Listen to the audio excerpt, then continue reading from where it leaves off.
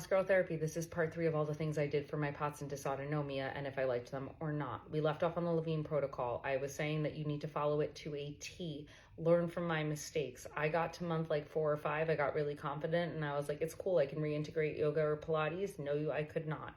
The reason being is that in yoga classes and in Pilates classes, what I found was that there was not rest time built into the practices. So even if I had gone back to do like YouTube workouts that I had done before, there was no time for rest. And that was the biggest difference between following the protocol and not following the protocol. I need rest because I have POTS and dysautonomia and because I have jugular vein compression, which I still did not know at this time. I need more oxygen. I need more time for my body to recover. And doing a class online or trying to swap out certain strength exercises to do like a 10-minute YouTube video, no. I would never recommend somebody do that. I would never do it to myself again because it did more harm than good. I would spend hours recovering from 10 minutes of intense exercise versus spending a half hour recovering from the Levine protocol and feeling actually 1,000 times better and stronger. I'm actually considering doing the protocol again because I've noticed that some of my strength has decreased from like a weightlifting perspective. And that is something that I noticed helped me feel a lot more stable when it came to just standing for long periods of time or being in social settings and being able to be upright. The strength paired with the cardio was imperative. After the Levine protocol, I did core energetics, and I would tell everyone that it is an amazing experience, but I would never do it unless you are ready to confront traumas. And what I mean by that is I had a lot of traumatic experiences that occurred prior to me getting sick and certainly exacerbated the symptoms that I was experiencing. And if you had asked me 3 years ago if I was ready to tackle them, the answer would be no. When I did core energetics, I was finally ready to talk about a lot of things. I was also ready to acknowledge the fact that my body completely just like stopped working when I did talk about them. I noticed that my legs would go cold, or I would start to shake, or my breathing would change, or I would just kind of dissociate.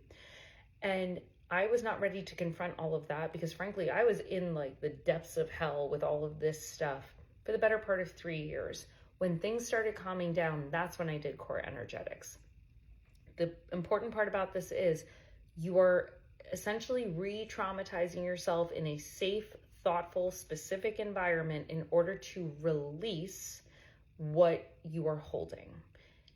It is a lot. It takes a lot of time to recover. I would do these sessions at 12 o'clock on a Friday, and then I would not talk to anybody for 8 hours. I actually stopped seeing clients after these sessions because I couldn't get back. I would essentially be like, holy shit, it feels really good to release this groundbreaking thing. But now my nervous system needs to bounce back and my emotional center needs to come back and my mind needs to make sense of everything that just came up. And if I don't give it the proper time to do so, I'm just gonna have to go through this process again. It was one of the best things I ever did because I did notice a marked change in releasing fear from my body. It changed the way that I walked down the block. I started having a heightened awareness for like when I was really afraid versus when I wasn't. What it felt like to hold true fear versus my anxious presentation of fear. And that just made a world of difference in how I actually existed in my relationships because I was no longer carrying this heightened sense of hypervigilance. I would never recommend everybody do this unless you are ready to work through a lot of things on a physical level. It is exhausting. In my case, it was the right time with the right practitioner, but you have to do this with someone who has been trained properly. You have to feel safe. You have to feel calm. If you do not feel good with a practitioner, do not do this work. There is so much stuff that comes up. For me, I had a lot of repressed memories come up. And if you are not in a space where you trust the person that you are working with, it's not going to feel good.